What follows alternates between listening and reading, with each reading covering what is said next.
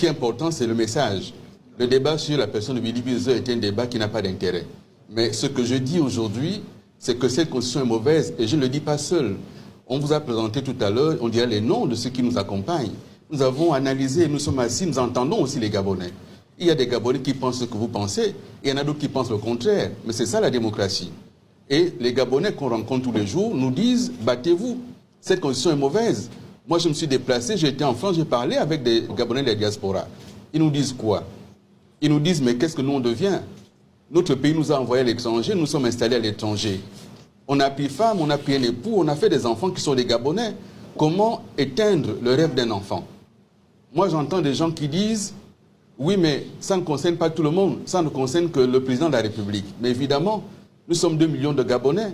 Et nous avons le droit, parmi les 2 millions de Gabonais, d'avoir 2 millions de Gabonais qui pensent qu'ils peuvent être président de la République. Et il faut pouvoir donner à chaque enfant la possibilité de rêver.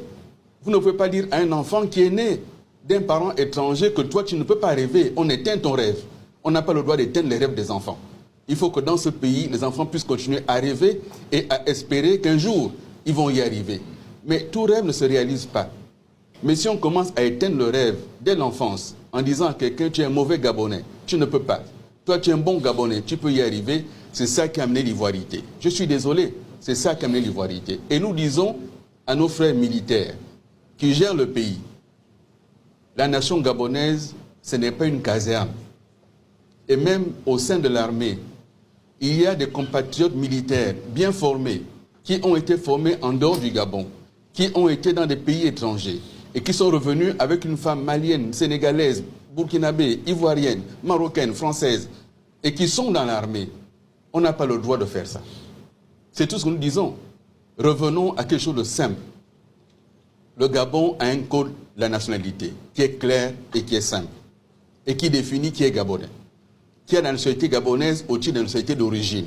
Celui qui est né d'un parent au moins gabonais est Gabonais d'origine. C'est écrit noir sur blanc dans le code de la nationalité. Laissons le code tranquille. Il n'a posé aucun problème. La gouvernance du pays est une chose.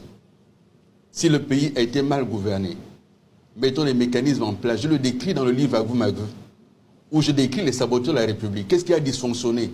Comment un petit groupe de personnes ont accaparé les pouvoirs d'État sans aucune légitimité? Ils l'ont fait alors que le texte prévoit une séparation des pouvoirs. Imaginez un texte qui concentre tous les pouvoirs en les mains d'un seul. Ce n'est pas possible.